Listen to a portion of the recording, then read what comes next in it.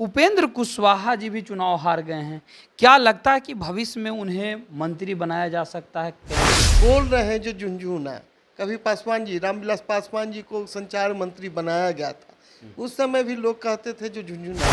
गठबंधन मान लीजिए है, तो गठबंधन के दृष्टिकोण से भविष्य की क्या रणनीति बनाई जाती है।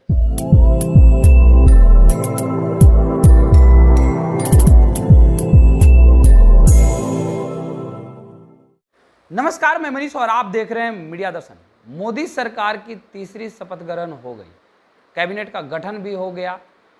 मंत्रिमंडल में बिहार के 8 मंत्री जो हैं शामिल हो गए हैं, लेकिन तेजस्वी यादव का एक बयान आया है। उन्होंने कहा है कि बिहार के जो मंत्री बने हैं उन्हें सिर्फ झुनझुना थमा दिया गया है। इसी मुद्दे पर बात करेंगे। हमारे साथ मौजूद हैं बीजेपी के विधायक वीरेंद्र कुमार जी।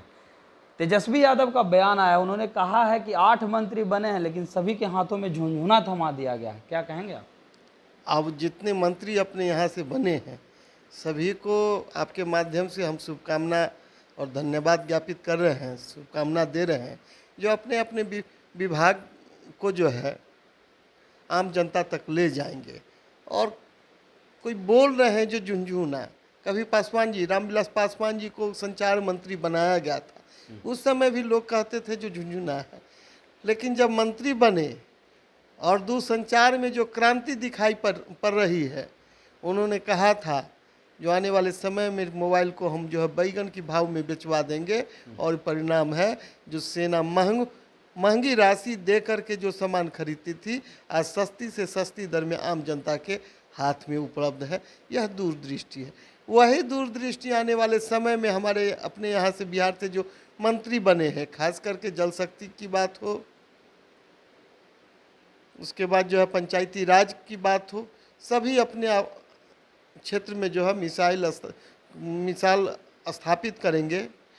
उदाहरण के रूप में देख लीजिए, बिहार में जो है हमारे क्षेत्र से जो है आते हैं माननीय डॉक्टर राजभूषण चौधरी जी, जल शक्ति विभाग में जो है राज्य मंत्री बने हैं, और उस क्षेत्र की अपार संभावना बिहार में है।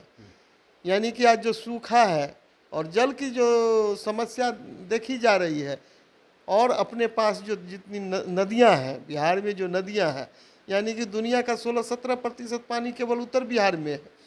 उस पानी का जो समायोजन किया जाएगा, और नदी जोड़ो अभियान जो वाजपेयी जी का जो है दूरदृष्टि उस समय जो रखे थे, जो एक नदी से दूसरे नदी को जोड़ करके सूखा पर नियंत्रण स्थापित किया जाएगा, और जितनी बारिश होती है उस पानी का जो है हम प्रबंधन करेंगे। तो वह प्रबंधन के दृष्टिकोण से जो है राजभूषण जी जिस विभाग में गए हैं, बिहार को काफ़ी लाभ मिलेगा। अगर बात की जाए तो लगातार कई बार रेलवे विभाग जो है बिहार के हाथों में मिली है। नीतीश कुमार भी रेल मंत्री रहे हैं, लालू प्रसाद यादव भी रेल मंत्री रहे हैं, नीतीश कुमार ने तो बाढ़ मोकामा में भी रेल की फैक्ट्री खुलवाई, लालू प्रसाद यादव ने भी बेला में चक्के की फैक्ट्री खुलवाई, और भी बहुत सारे, छपरा में भी फैक्ट्री खुलवाई। लेकिन वर्तमान में अगर 10 सालों की बात की जाए तो 10 सालों में बिहार के कई मंत्री बने, लेकिन उनका कार्य जो है बिहार के लिए दिखता ही नहीं है, बिहार के विकास के लिए दिखता ही नहीं है।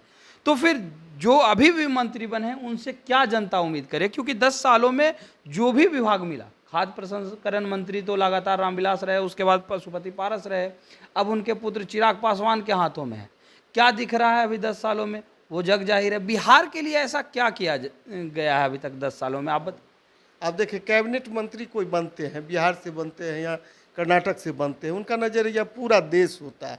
हम आप बिहार के लिए सोचते हैं, लेकिन जो उस कुर्सी पर जाते हैं उनका नजरिया पूरा देश होता है। नीतीश कुमार और लालू जी जब रेल में मंत्री थे तो बिहार के लिए बहुत कुछ किए हैं। बिहार सभी का योगदान है। श्री कृष्ण बाबू से लेकर के अभी तक की अति जो है मूल्यांकन करेंगे, वाजपेयी जी से लेकर के मोदी जी तक की मूल्यांकन करेंगे, तो सभी लोगों का सभी क्षेत्रों में जो है अमूल्य योगदान रहा है।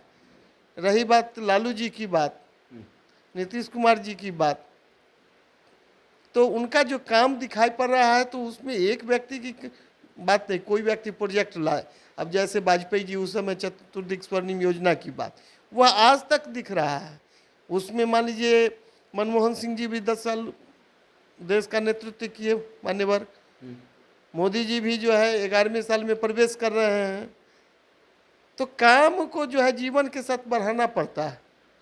आज जो देख रहे हैं रेलवे की बात आप कहें, रेलवे में जो नए टेक्नोलॉजी का ईजाद हो रहा है वह आज से जो है 24-25 साल पीछे होना चाहिए था। जैसे सेमी हाई स्पीड की बात हो रही है, लेटेस्ट सुरक्षा संबंधी जो कवच लगाने की बात हो रही, बहुत पहले लगानी चाहिए था। रेलवे की ट्रैक जो आज की 60 किलो की जो ट्रैक है उसको बढ़ा करके जो है 70-72 किलो का ट्रैक जो है आज से नहीं या 15-20 साल पहले लगनी चाहिए था। जैसे जापान रेलवे, चीन रेलवे में जो है काफ़ी भारत अपने लोग से पीछे चल रहा था। आज वह जो 70 के आसपास जो टेक्नोलॉजी ईजाद करना प्रारंभ किया, 2000 आते आते जो हमसे आगे निकल गया। आज उसके पैरेलल में अश्वनी जी के नेतृत्व में जो रेलवे में जो है टेक्नोलॉजी लगाया जा रहा है, आप उम्मीद कर सकते हैं जो पटना से दिल्ली तक की दूरी इसी कार्यकाल में आपको 6 घंटों में जो है दिखाई पड़ेगी। यह रेलवे का एक सवाल मेरा और रहेगा, आप ही के बिहार के गठबंधन के एक नेता हैं उपेंद्र कुशवाहा, काराकाट से चुनाव लड़े, हार गए। कुशवाहा समुदाय में एक बड़ा चेहरा उनका माना जाता है। बहुत सारे कैबिनेट में ऐसे मंत्री बने जो चुनाव हार गए, इसके बावजूद भी उन्हें मंत्री बनाया गया। उपेंद्र कुशवाहा जी भी चुनाव हार गए हैं, क्या लगता है कि भविष्य में उन्हें मंत्री बनाया जा सकता है केंद्र सरकार? देखिए, वो गठबंधन के साथ ही हैं और भारतीय जनता पार्टी में वो गठबंधन के तहत हैं, और कई ऐसे साथी हारे हैं या मंत्री बने हुए भारतीय जनता पार्टी के मान्यवर सांसद थे, कार्यकर्ता थे। तो गठबंधन और अपने कार्यकर्ता में तो अंतर दिखेगा ही। पहले गठबंधन मान लीजिए है तो गठबंधन के दृष्टिकोण से भविष्य की क्या रणनीति बनाई जाती है, उस रणनीति के तहत उनका जो है योगदान होगा, उसके तहत उनका समायोजन किया जाएगा। और कार्यकर्ता जो होते हैं उनका पार्टी समायोजन करती है, उस हिसाब से सरकार में जो है उनको जगह दी जाती है। तो ये थे हमारे साथ बीजेपी के विधायक वीरेंद्र कुमार, जिन्होंने सीधे तौर पे कहा कि पार्टी और गठबंधन के सहयोगी, इसमें फ़र्क होता है।